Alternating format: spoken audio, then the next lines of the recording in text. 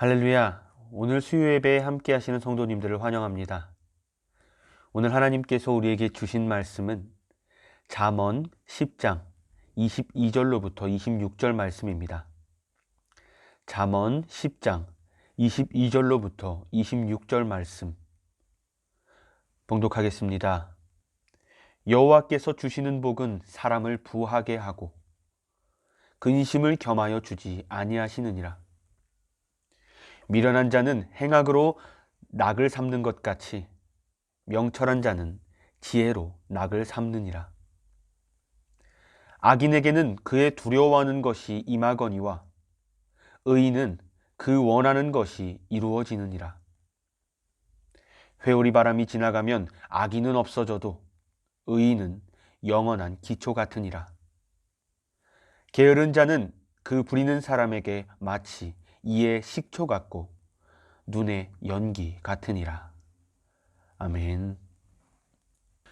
부라고 하는 말은 너무나 달콤한 단어입니다.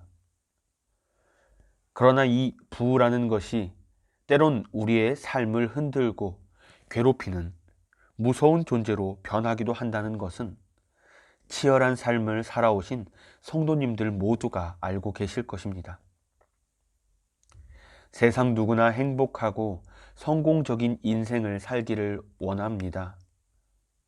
그리고 그 성공적인 인생에 부는 이제 우리 삶에서 빼놓을 수 없는 필수적인 존재가 되었습니다. 하지만 많은 사람들이 막연하게 부의 성공을 원할 뿐 그 의미를 바르게 정의하거나 올바른 길을 찾아가려 하지 않습니다. 단지 부를 채우기에만 급급하기만 하는 거죠. 하나님께서 말씀하시는 올바른 인생에 이르는 길은 과연 어디에 있을까요? 오늘은 지혜가 들려주는 참된 성공과 행복에 대해서 말씀을 나누어 보려고 합니다. 오늘의 말씀 22절을 함께 보겠습니다. 여호와께서 주시는 복은 사람을 부하게 하고 근심을 겸하여 주지 아니하시느니라. 하나님께서 주시는 복은 부유하게 한다고 말하고 있습니다. 하지만 뒤이어 나오는 말씀을 보면 근심을 겸하여 주지 않으신다 말씀하시죠. 이 말씀이 어떤 말씀일까요?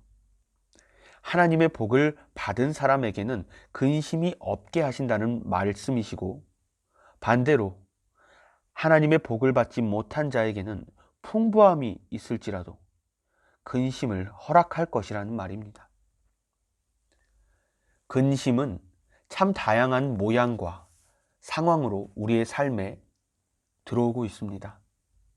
이 근심이란 속을 태우거나 우울해하는 것입니다. 지혜는 우리에게 이렇게 말합니다. 아무리 삶이 풍족해졌다 한들 근심이 가득한 상태로 풍족해지는 것은 남들이 보기엔 성공했다 보일 수는 있어도 사실 행복하지도 않은 반쪽짜리 성공이라는 것입니다. 또 하나님께서는 23절을 통해 이렇게 말씀하십니다. 미련한 자는 행악으로 낙을 삼는 것 같이 명철한 자는 지혜로 낙을 삼으니라. 아멘. 하나님께서는 먼저 악인에 대해 이렇게 말씀하십니다. 미움의 감정을 숨긴 채 거짓말을 하지만 그 미움을 비방으로 드러낸다. 그렇습니다. 악인은 이웃의 어려움에 기뻐합니다. 이 말씀대로라면 이웃의 부유함과 기쁨이 악인에게는 슬픔과 분노가 되겠죠. 그러므로 자기 자신의 기쁨을 위해, 자기 자신의 평안을 위해 이웃을 비방합니다. 보통은 직접적으로 말하지 않죠. 돌려 말합니다.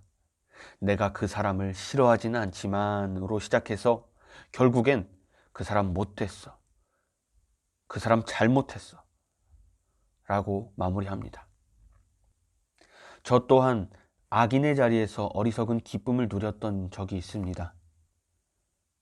저보다 더 노력하며 앞서 나가는 친구들을 향해 어느 누구에게 티내고 싶진 않았지만 시기하고 질투했었습니다. 그리고 어느 날 그 친구들이 삶 가운데 실패를 마주했을 때 저의 마음이 편안해지는 경험을 했습니다. 성경은 나 자신을 바라보는 거울이라 들었습니다. 그리고 저는 행악으로 낙을 삼는 악인과 같은 저의 모습을 말씀을 통해 발견했습니다. 사촌이 땅을 사면 배가 아프다라는 속담이 있죠. 많은 사람들이 이 속담에 공감합니다. 뉴욕대의 철학 교수로 있는 피터 케이브 교수라는 사람이 이 말에 대해 연구한 결과를 논문으로 냈습니다. 인간 내면 세계에서 떠오르는 원초적인 감정이니까 이것은 당연한 현상이다.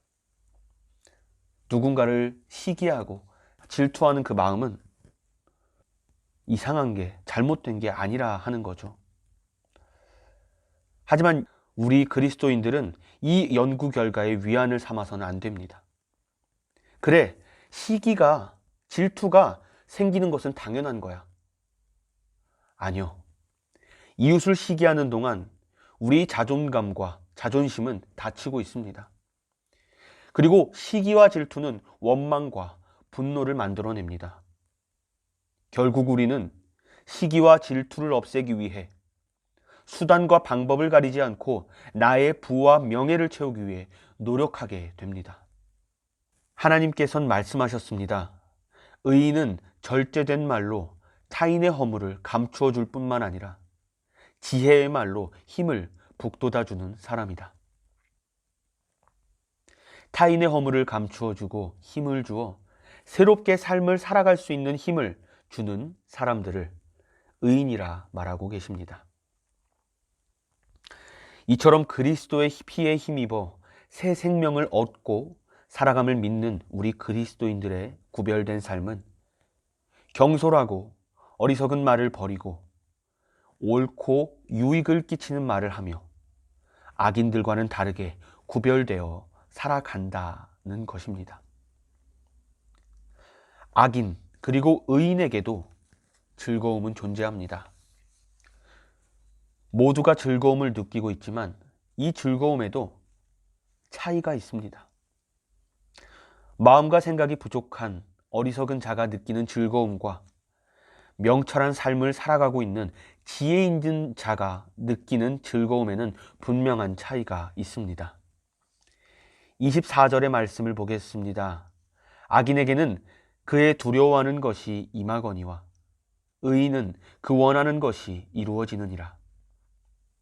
악인에게는 그가 두려워하는 일이 일어나지만 의인들의 간절한 희망은 이루어진다 라고 말하고 있습니다. 성경에는 무엇에 대한 두려움인지 자세히 나와 있지는 않습니다. 그러나 악인들은 재산을 잃거나 타인에게 해를 끼친 것에 대한 복수, 곧 자기 악행에 대한 대가를 평생 두려워하며 살 것입니다. 그러나 의인은 어떻습니까? 그들의 간절한 희망이 이루어진다 말씀하셨습니다. 누가 말씀하셨나요? 바로 하나님께서 그렇게 말씀하셨습니다. 25절의 말씀 보겠습니다. 회오리 바람이 지나가면 악인은 없어져도 의인은 영원한 기초 같으니라. 우리는 이 말씀을 믿고 나아가야 합니다. 회오리 바람이 지나가더라도 의인의 기초, 뿌리는 영원할 것을 약속하신 하나님을 믿고 그리스도인으로서의 구별된 삶을 지향하고 나아가는 우리 석관제일교회 모든 성도님들과 제가 되기를 원합니다.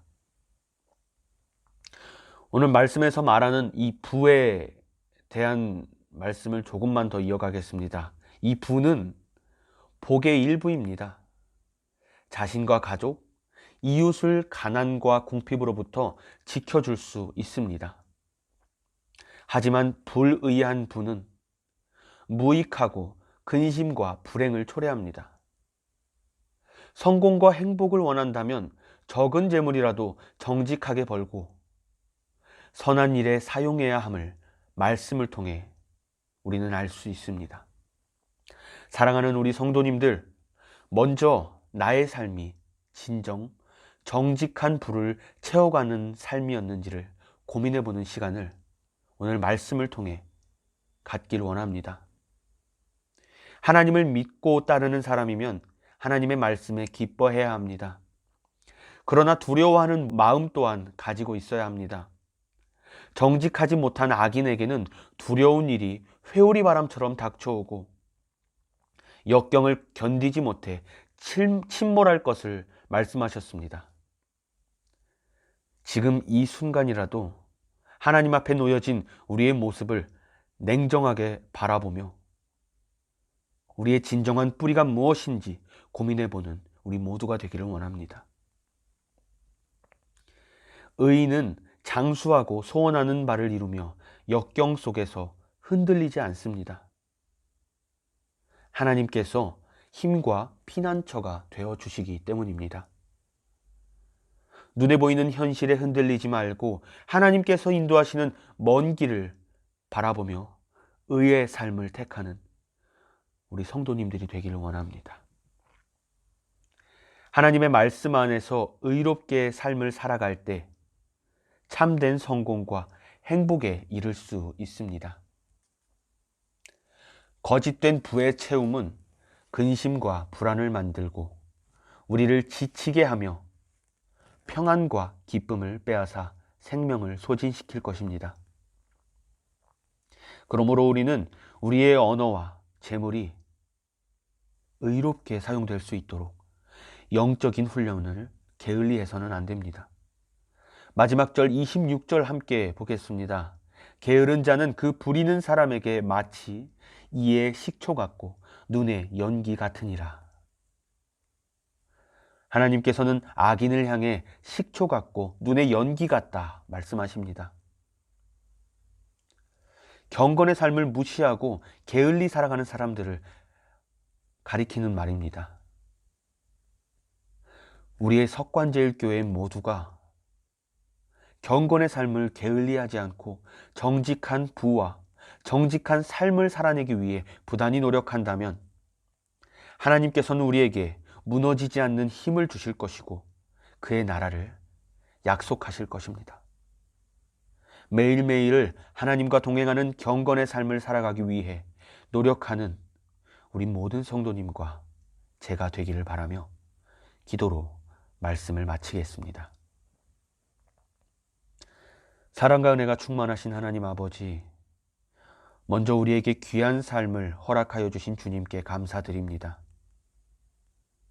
자비로우신 주님, 우리 주위의 모든 환경이 어려울지라도 우리는 주님이 함께 하시니 낙담하기보단 희망을 가지고 나아갑니다. 주님, 우리는 나 자신도 모르게 세상이 가리키는 방향으로 나아갈 때가 많습니다. 우리의 죄를 주님 앞에 고백하길 원합니다. 그리고 이 시간 회개합니다. 주여, 우리의 죄를 용서하여 주시옵소서. 주님, 우리 석관제일교회가 주님을 의지함으로써 어려움 속에서도 꿈과 희망을 갖게 하여 주시옵소서. 소망의 주님, 교회를 위해 기도합니다. 우리 교회의 도약을 기약하며 꿈꾸며 모두가 노력하고 있으니 사역 현장을 성령님께서 지켜 주시옵소서. 교회의 모든 계획들을 주님의 섭리대로 인도하여 주시고 우리 모두가 영혼 구원에 앞장서는 귀한 도구로서 헌신하게 하여 주시옵소서. 이를 위해 늘 기도하시는 담임 목사님의 능력을 주님께서 붙들어 주시고 주님의 뜻 안에서 진실하고 건강한 목회자로서 바로 세워 주시옵소서. 지금 이 순간에도 삶의 자리에서 주님을 예배하는 성도님들을 주여 기억하여 주시고 우리의 예배가 주님께서 기뻐하시는 거룩한 산 제사가 되게 하여 주시옵소서. 오늘도 우리에게 복된 시간을 허락하여 주신 주님께 감사드리며 사랑이 많으신 예수 그리스도의 이름으로 기도합니다. 아멘. 하늘에 계신 우리 아버지여, 이름이 거룩히 여김을 받으시오며 나라가 임하시오며 뜻이 하늘에서 이루어진 것 같이 땅에서도 이루어지이다. 오늘 우리에게 일용할 양식을 주시옵고 우리가 우리에게 죄 지은 자를 사하여 준 것 같이 우리 죄를 사하여 주시옵고 우리를 시험에 들게 하지 마시옵고 다만 악에서 구하시옵소서. 나라와 권세와 영광이 아버지께 영원히 있사옵나이다. 아멘.